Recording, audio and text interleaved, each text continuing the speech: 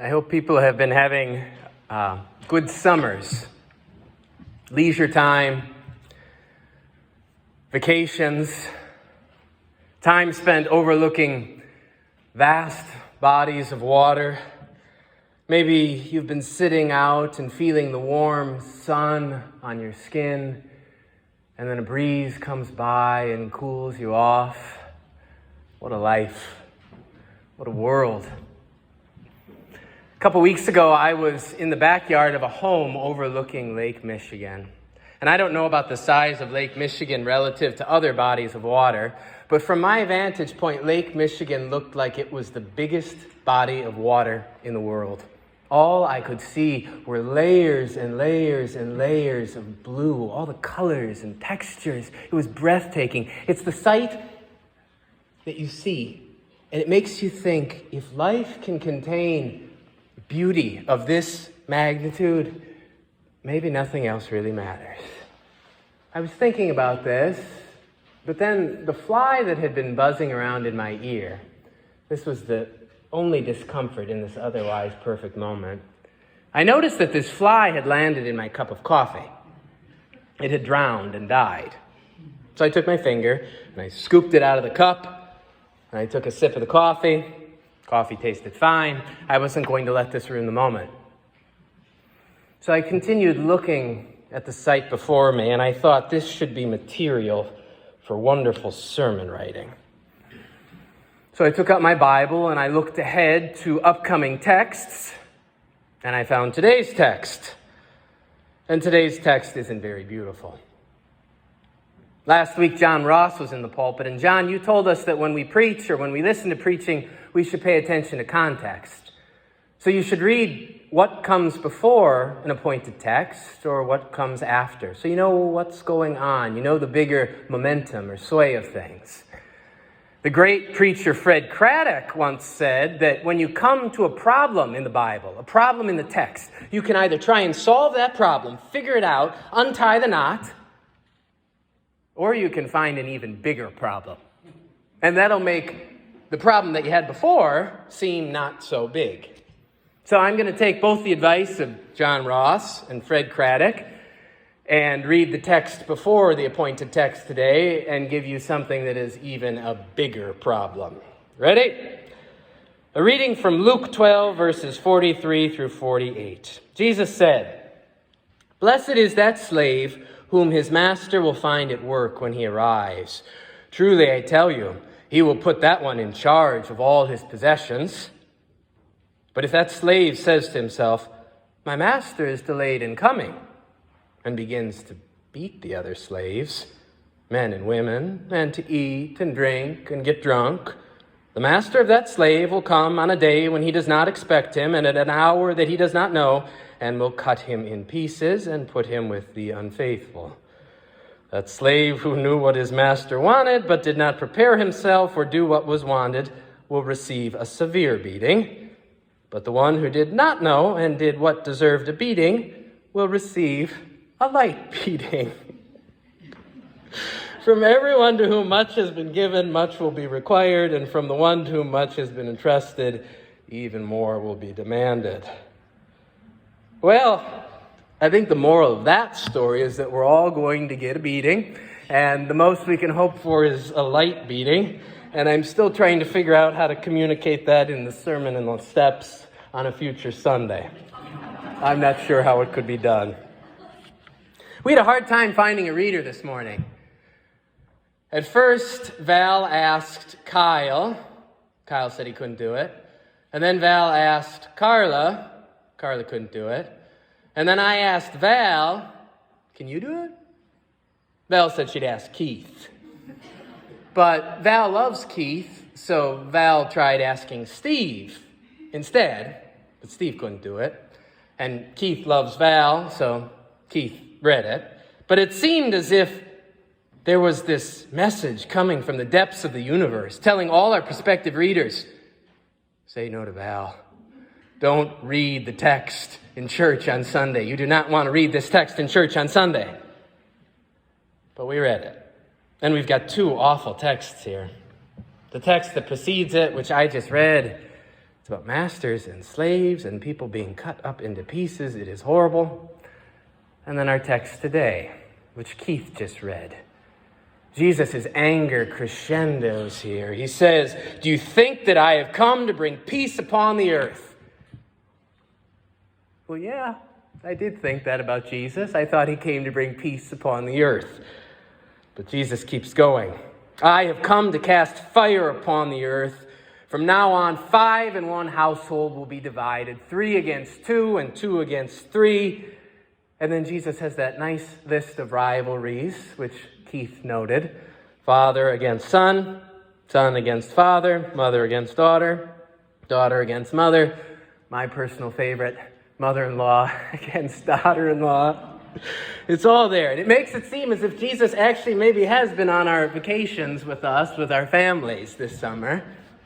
I thought it was your night to cook, my night to do dishes. No, that was last night. Mom, it's not the baby's nap time right now. Baby's not supposed to be sleeping. Dad, for the last time, stop reading that news story. It's not real. Don't talk about it anymore, Dad. Jesus knows this. He knows this. He knows this. He's been on vacation with us. I'm being kind of silly. I don't know what to do with these texts. Keith thought I would. I have a degree from a fancy university. I don't know what to do with these texts. You might not either. If anybody tells you they do, they don't know. They're pretending. We don't know what to do with these texts because they're awful. But they're not awful like a fly in your cup of coffee is awful. They're awful like a global catastrophe is awful. Like melting glaciers and smog. Damage to this beautiful world that God has created. These texts are awful in the way that a fractured family is awful. Children who hardly talk to their parents. Siblings who are estranged. Lovers who once made love, but now can't even be in the same room together. I'm coming by the house today to pick up a few things.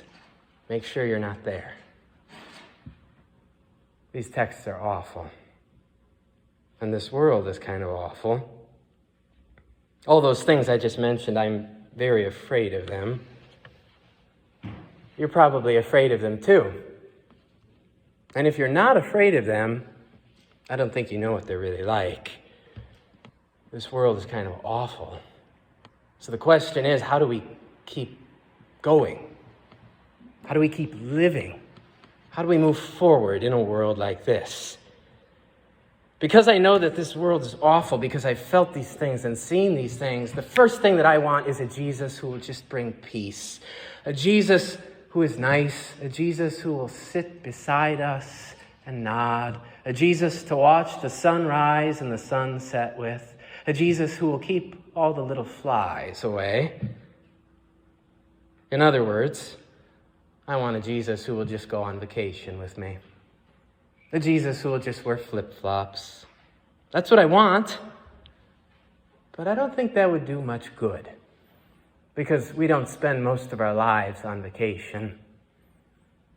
Most of our lives are lived with this recurring dread of the future, this deep wound from the past, this unspeakable fear about what the next day may contain. That's how our lives are lived. They are not lived on Lake Michigan overlooking blue, blue, blue water. If there's any explanation to what Jesus is doing this morning, to why he is saying these things, to the mood that he is displaying, it comes from these words. I have a baptism, he says. I have a baptism with which to be baptized, and what constraint I am under until it is completed. I think the baptism that he's describing is his death, and he knows it's coming. And in the meantime, he's not just going to sit over Lake Michigan and nod along peacefully. He's going to encounter this world as it actually is. Our lives as they actually are. Jesus will come to this very moment. to this very church. 5 will be divided, 2 against 3, 3 against 2, maybe 50 will be divided. Maybe 30 will be against 20, 20 will be against 30. Think about all the conflicts that have happened in a place's history. Even this place. 2005, there were 135 pledging units. 4 years later, 40 fewer. 4 years later, 30 fewer. 8 years later, 15 fewer. It's painful to read this. I can't imagine how painful it was to go through it all. That's painful. But that's just our church. What about our lives? All the pain that we have been through in our lives. Lost loved ones, broken hearts, all those things. Our dear children, most of them have headed off to Sunday school. They probably haven't even fallen in love yet. They don't know the feeling or the delight of seeing another person, have your insides tightened. They don't know the joy of another person's touch. They don't know these things, but they will learn them. They will fall in love, and then they will be heartbroken. There will be unrequited love. They will come home and weep into a pillow. They will feel hopeless. This is life. This will happen. And God will be there.